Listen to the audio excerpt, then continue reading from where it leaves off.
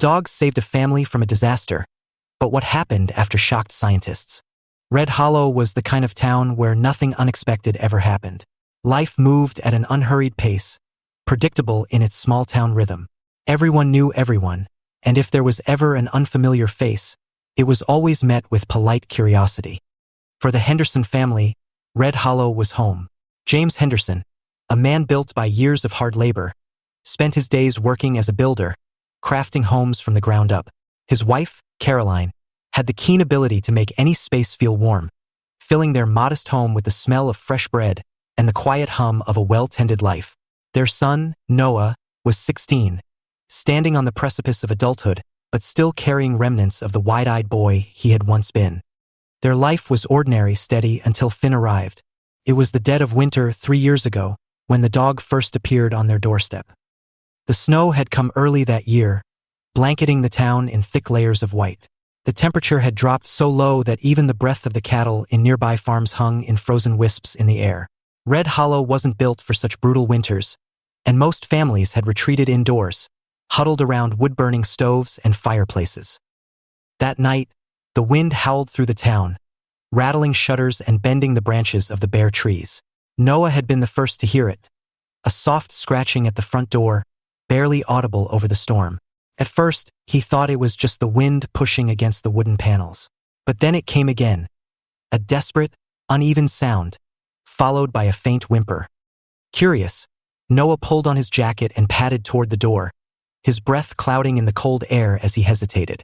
He cracked it open just slightly, and there he was, a dog. A half-starved, shivering mess of tangled fur, barely visible against the snow. His coat was thick but matted with dirt, patches of it clumped together as though he had been drenched and left to freeze. His eyes were sunken, hollow with exhaustion, but still sharp, amber-colored, alert, watching Noah carefully. He wasn't a small dog. Even in his weakened state, it was clear that he had been built for endurance, his long legs trembling under the weight of his own body. His ears were perked despite the cold, and there was something about the way he stood, half-guarded, half-desperate, that made Noah's chest tighten. The dog was dying. That much was obvious. For a moment, neither of them moved. Then, the dog took a shaky step forward, collapsing just as his paws met the threshold. "Noah!" Caroline's voice came from behind him, and before he could respond, she had already stepped forward, gasping as she saw the animal curled up in the snow. James appeared moments later. Unlike Caroline, who rushed toward the dog without hesitation, James was wary. He had grown up on a farm. He knew what stray animals could bring: disease, aggression, trouble. "No," James said immediately. "No way. We can't bring him in." Caroline turned sharply. "James, look at him. He's freezing." "We don't know where he's been," James argued. "He could be sick. He's starving," Noah said, his voice quiet. James hesitated. The dog didn't move, his breathing shallow, his ribs visible beneath his thick fur. He wasn't aggressive, wasn't snarling or snapping.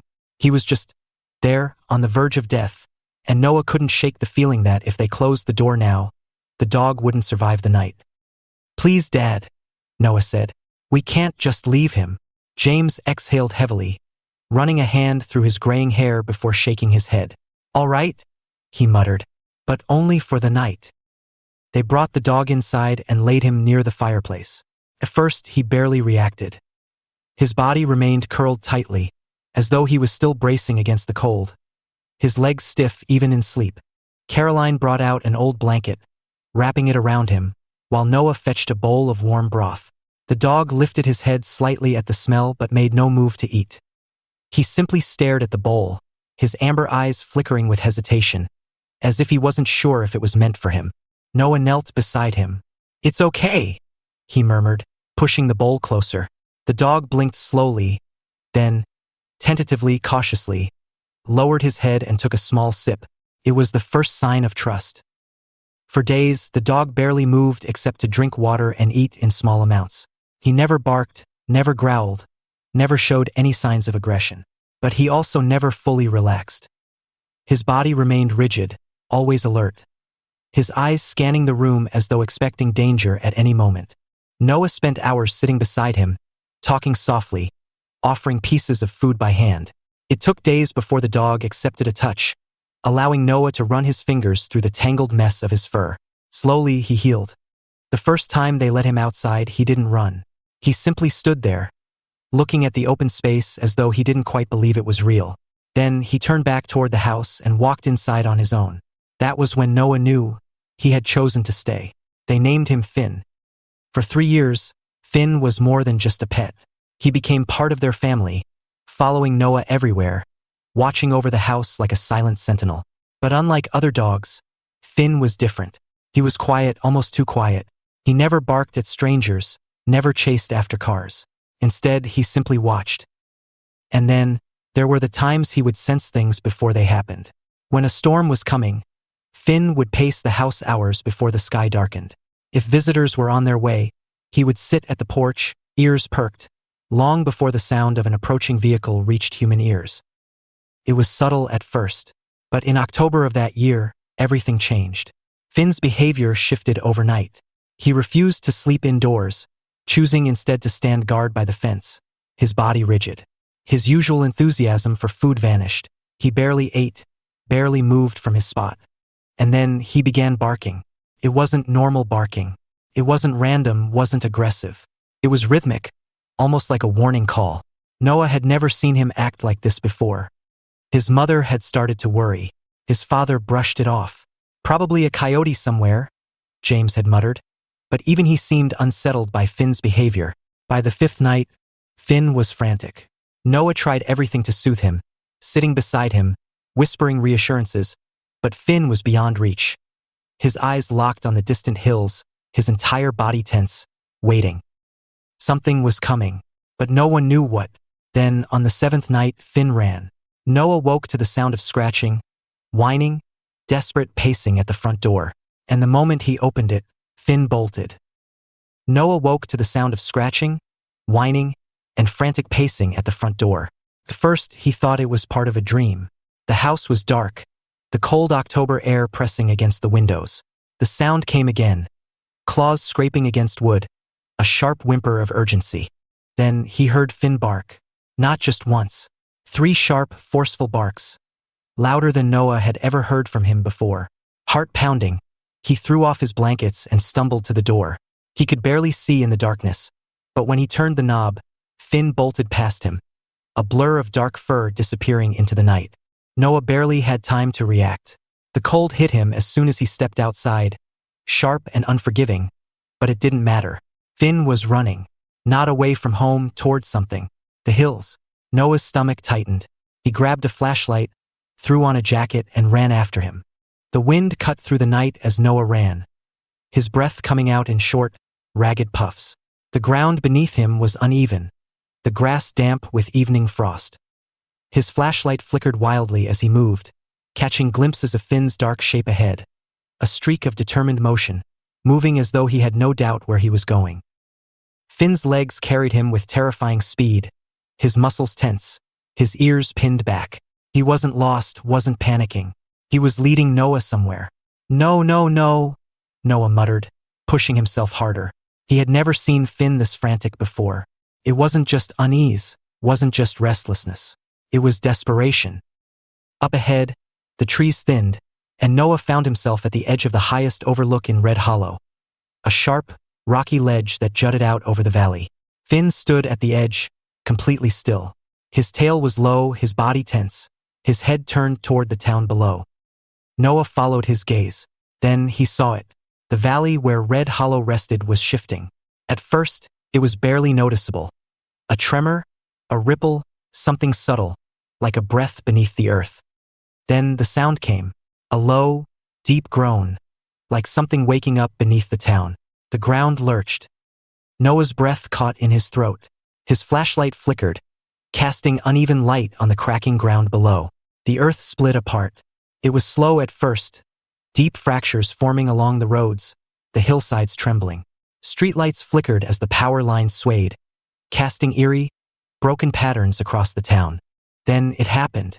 A roar of collapsing earth filled the night. Noah could only watch in horror as part of the town gave way, the ground sinking, swallowing buildings whole. The Henderson house, his home, was right in the path of destruction. No, Noah's voice caught, but before he could react, Finn took off again, toward the house.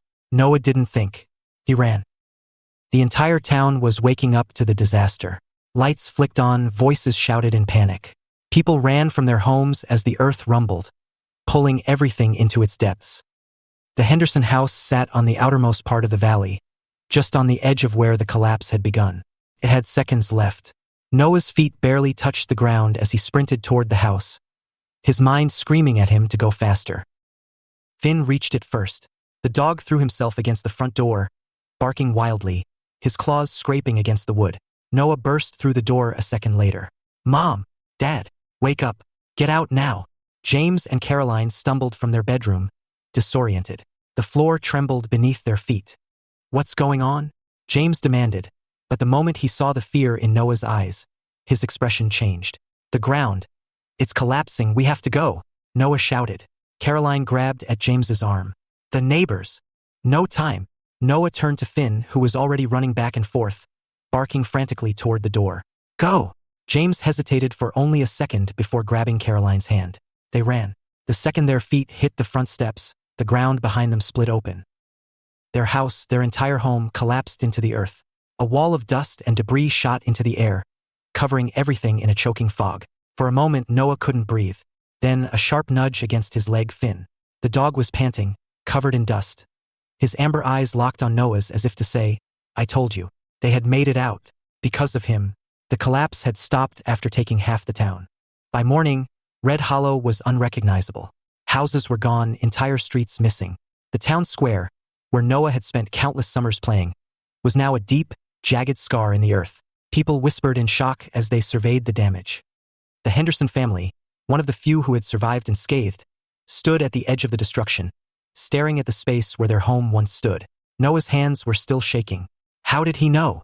Caroline whispered, looking down at Finn, who sat beside them, calm, steady, as if he had expected all of this. James exhaled heavily. He crouched beside Finn, running a hand over the dog's dust-covered fur. "I don't know, but Noah did." Finn had always known things before they happened. Small things, storms, visitors. But this was something different. This wasn't just instinct. It was as if Finn had seen it coming long before the first crack had formed. And then, something even stranger happened. As Noah reached down to scratch Finn's ears, his fingers brushed something cold. A tag, buried deep in Finn's thick fur. A metal tag that hadn't been there before. Noah's heart began to pound. He turned it over, and his breath caught in his throat. The tag was old, the engraving slightly faded, but the name was clear. Finn, property of Red Hollow. The date below the name sent chills down Noah's spine. 1954. Finn had only been with them for 3 years. So why was his name etched into something nearly 70 years old? Noah's pulse roared in his ears. This wasn't just about how Finn had sensed the disaster. It was about where Finn had come from. The morning after a town in shock, the air was thick with dust and disbelief. By morning, Red Hollow was a wound in the earth, an unrecognizable scar where homes and roads had once stood. The land had shifted overnight, swallowing streets, ripping through buildings, leaving behind nothing but silence. Survivors gathered at the town's edge, their faces pale with shock, some whispering prayers, others simply staring, unable to process the devastation. For the Henderson family, reality had yet to fully sink in. Noah stood beside his parents, staring at the gaping pit where their house had been, feeling the weight of the past 24 hours press against his chest. The only reason they were alive was because of Finn. And yet, Noah couldn't shake the unsettling truth of what he had found. A metal tag, a name and date that made no sense.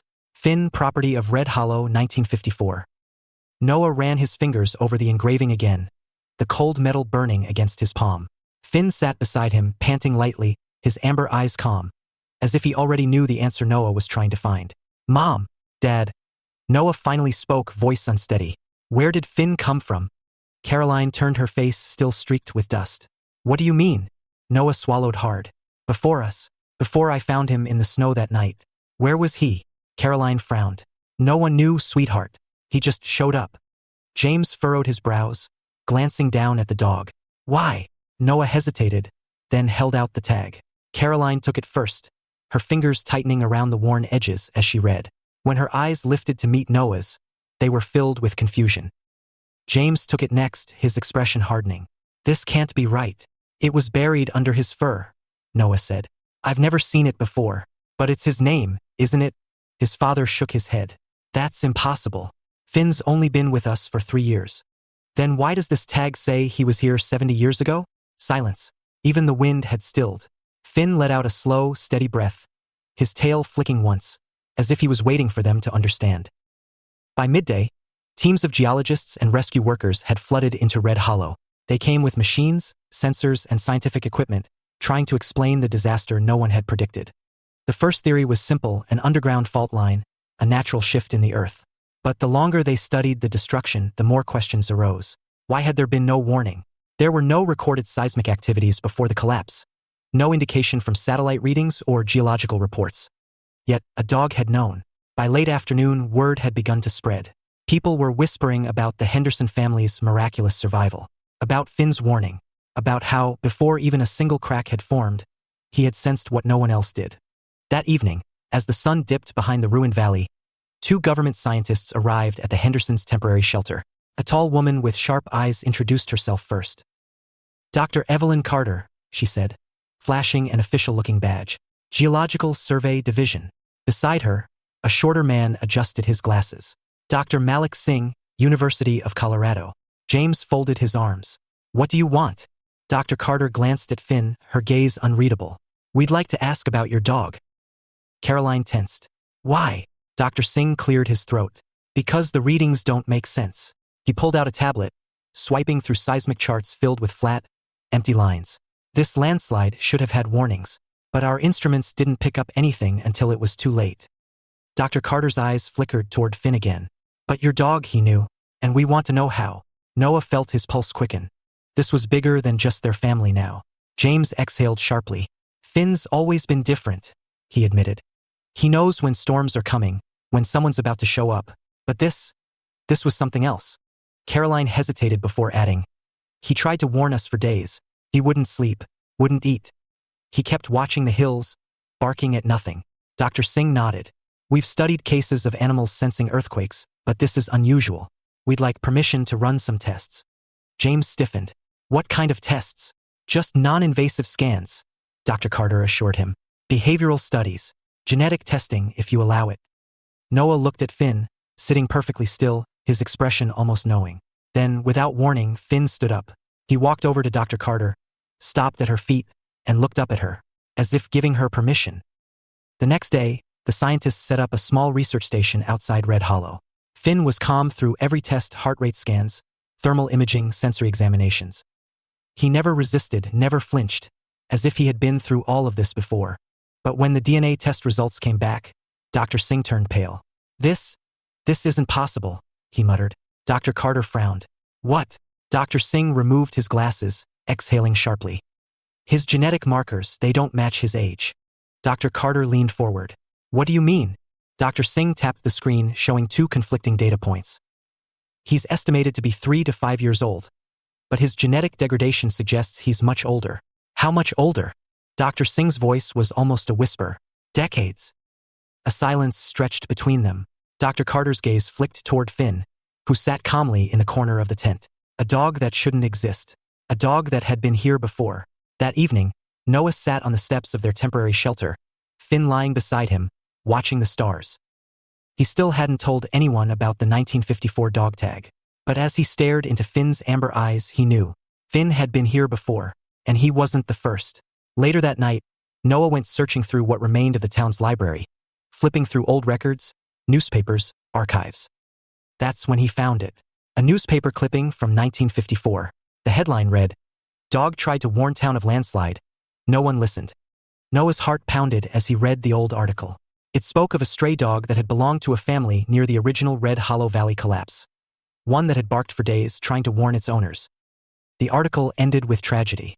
The dog's family had died in the collapse. And the dog itself? Disappeared. Never found. Noah's hands shook as he turned the page. A black and white photo stared back at him. The dog in the image was identical to Finn. Same eyes. Same markings. Same knowing expression. Finn was the same dog. 70 years ago, he had failed. This time, he had returned to make sure history didn't repeat itself. Noah slowly turned to Finn, his voice barely above a whisper. You knew all along, didn't you? Finn exhaled softly. Then he placed his head on Noah's lap. A quiet confirmation. Word spread fast in Red Hollow. People had already been whispering about Finn, about how he had saved the Henderson family, about how he had known something was coming before the ground even trembled. But after the scientists' tests revealed the impossible, the whispers turned into fear. First, it was just murmurs between neighbors. That dog ain't normal. What if it isn't a dog at all? How did it know? Then came the older folks, those who had lived in Red Hollow for decades, who still remembered the stories their parents had told them. And finally, someone said it aloud. This happened before. The newspapers from 1954 had already shown a nearly identical story. A dog that had tried to warn the town of an approaching disaster. A dog that had vanished after failing to save its owners. But then, someone found an even older record. And another pattern. Dr. Carter and Dr. Singh had requested access to the town's historical archives, searching for anything that might explain why Finn had seemingly existed before. They weren't expecting to find multiple cases spanning over a century. 1883. A farmer reported a stray dog that appeared at his ranch, barking for days before an unexpected flood washed away half the land. The dog was never seen again. 1912. A woman in Red Hollow's first settlement wrote about a large dog that refused to leave her property, restless and alert days before an earthquake struck. She and her family survived. The dog disappeared the next day. 1954. The newspaper article Noah had already found. The dog that had tried to warn a family of a landslide but failed. And now, 2024, Finn. Noah sat in stunned silence as Dr. Carter laid out photographs, handwritten accounts, and yellowed newspapers on the table before him. Each one spoke of a dog, different in description but always the same presence. A dog that arrived out of nowhere. A dog that knew before anyone else did. A dog that disappeared after the disaster struck. Except this time, Finn had stayed. And for the first time in over a century, someone had listened. Dr. Singh was the first to break the silence. This is impossible, he said, running a hand through his hair.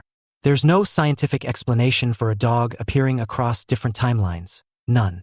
Dr. Carter sat back in her chair, staring at Finn, who was curled up at Noah's feet, watching them with his steady amber eyes.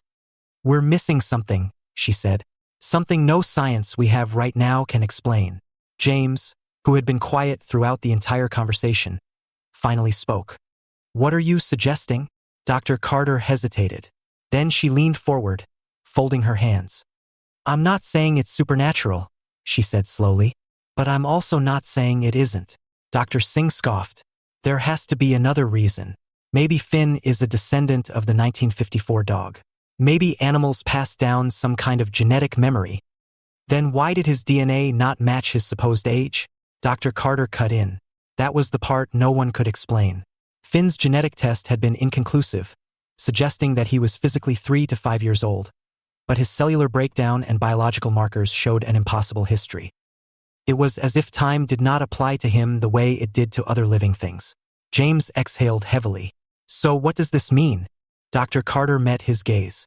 It means we're dealing with something outside of what we understand. She turned to Finn, who was still watching, silent and unmoving. Something we may never fully explain.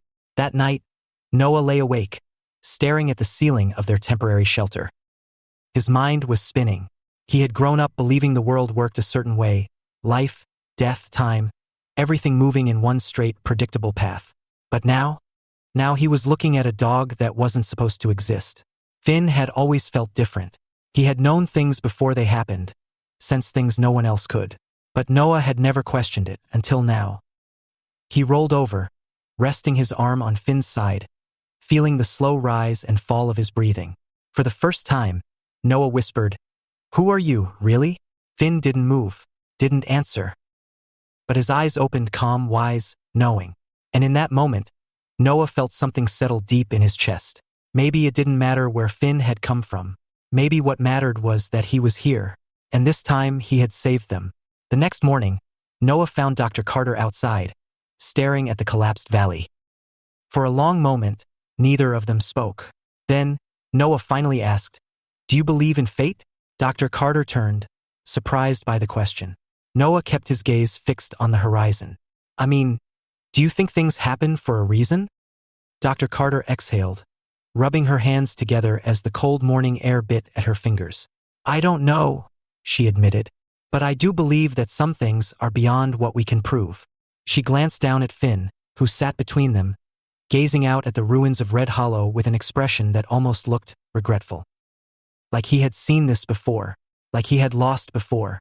Dr. Carter hesitated, then spoke again. There's a theory, she said slowly, that some beings, animals, people, maybe even forces we don't understand, exist to watch over moments in time. Noah turned to her, heart pounding. Like guardians? Dr. Carter nodded. Maybe. She studied Finn carefully. Maybe Finn is one of them. 3 days later, Red Hollow was declared uninhabitable. The government relocated the survivors, marking the town as a geological risk zone.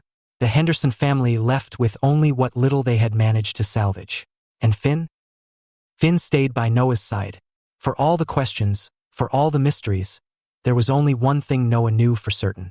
He had been given a second chance. A second chance that someone or something had fought to give him. As they drove away from Red Hollow for the last time, Noah turned in his seat, looking back at the ruined valley. Finn sat beside him, ears perked, watching it disappear. Noah reached down, scratching behind his ears. We made it, he murmured. Finn exhaled softly, as if relieved. And for the first time in weeks, Noah let himself believe that whatever Finn was, a miracle, a mystery, a guardian of fate itself, he was home. And this time he wasn't going anywhere. Closing and call to action encouraging subscriptions. As the car rolled away from Red Hollow, Noah took one last glance at the town that had once been his home. The place where he had grown up, where his family had nearly lost everything, and where a dog named Finn had changed their lives forever. The mystery of Finn would never truly be solved. Scientists had their theories, skeptics had their doubts, and the old folks in town whispered about fate and guardians. But Noah knew one thing for certain: Finn had saved them. And whether it was instinct, something beyond science, or an unexplainable force guiding him, it didn't matter. Because Finn was here and he had stayed. Maybe that was the real miracle. If this story moved you, make sure to subscribe to our channel. Stories like Finn's remind us of the incredible bond between humans and animals, the mysteries of the world, and the miracles that sometimes walk among us on 4 legs. If you love emotional, thought-provoking stories that touch the heart, don't forget to subscribe to our channel for more incredible stories of loyalty, fate, and the unbreakable bond between people and animals.